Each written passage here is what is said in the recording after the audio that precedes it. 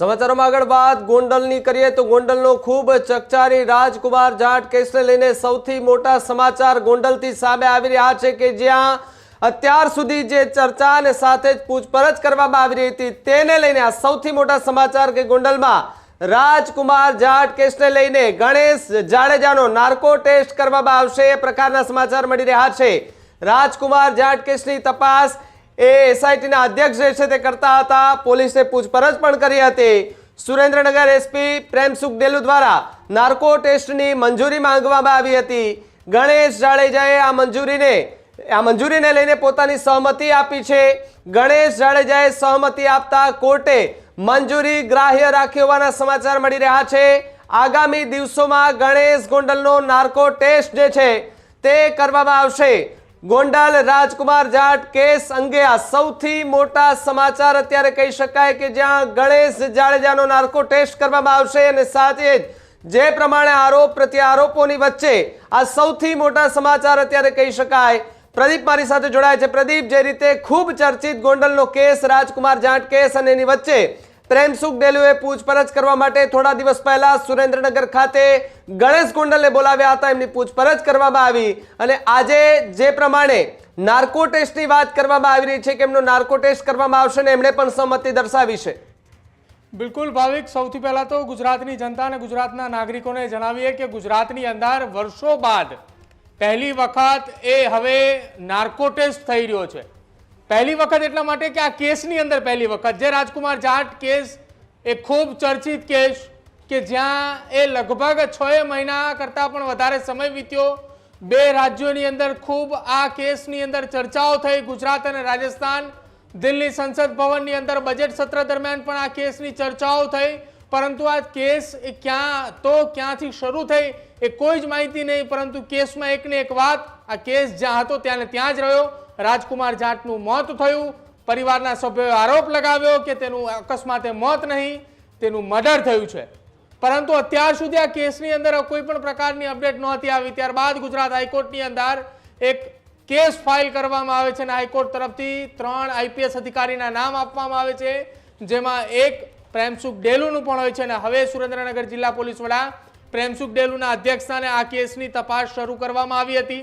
થોડા દિવસ પહેલા જ ગણેશ ગોંડલ અને તેમની સાથે રહેલા કેટલાક લોકોની પૂછપરછ કરવા માટે પ્રેમસુખ ડેલુએ બોલાવ્યા હતા અને ત્યાં પૂછપરછ કરવા માટે પ્રેમસુખ ડેલુને સાથે જ ધાંગધ્રા ડિવિઝનના ડીવાયએસપી ત્યાં હાજર હતા કે જે આ કેસની તપાસ ચલાવી રહ્યા છે।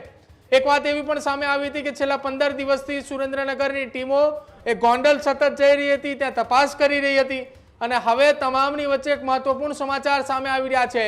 વારંવાર જે આરોપો ગણેશ ગોંડલની સામે લાગતા હતા, જે રાજકુમાર જાટના પિતા રતનલાલ જાટ તરફથી ગણેશ ગોંડલની સામે જે આરોપો લાગતા હતા, એ આરોપ બાદ ગણેશ ગોંડલે સામેથી કોર્ટની અંદર એવી વાત કરી હતી કે તેમનો નાર્કો ટેસ્ટ કરવામાં આવે।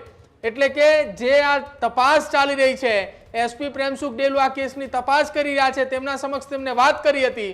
પ્રેમસુખ ડેલુએ એ જ વાત કોર્ટની અંદર કરી અને કોર્ટ દ્વારા આ નાર્કો ટેસ્ટ કરવા માટેની પરવાનગી આપવામાં આવી છે।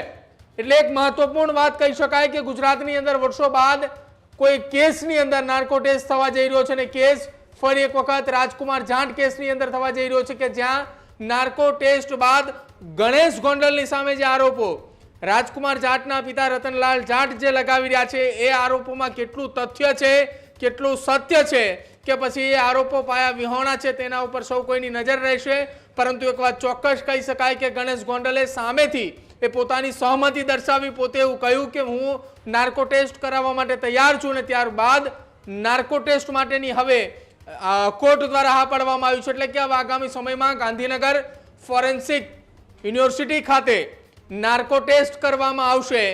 એ નાર્કો ટેસ્ટની અંદર શું કઈ તથ્ય બહાર આવે છે, શું કઈ સત્ય હકીકત બહાર આવે છે, એ ખ્યાલ આવશે અને આ નાર્કો ટેસ્ટ દરમિયાન સુરેન્દ્રનગર જિલ્લા પોલીસ વડા પ્રેમસુખ ડેલુ, ડીવાયએસપી ધાંગધ્રા ડિવિઝનના ડીવાયએસપી ને સાથે જ નાર્કો ટેસ્ટ કરનાર ફોરેન્સિક વિભાગના કેટલાક અધિકારીઓ પણ ત્યાં હાજર હશે અને નાર્કો ટેસ્ટ દરમિયાન નોંધાયેલું સ્ટેટમેન્ટ કોર્ટની અંદર હાજર કરવામાં આવશે અને ત્યારબાદ ગણેશ ગોંડલની સામે લાગેલા આરોપોને લઈને કોર્ટની અંદર ખુલાસો થશે। ભાવિક, પ્રદીપ, એક વાત એ પણ સમજવી છે કે ઘણા લાંબા સમયથી આ ખૂબ ચર્ચિત કેસ હતો અને અંદર રાજકુમાર જાટના પિતા રતનલાલ જાટે ગંભીર આરોપો કર્યા હતા।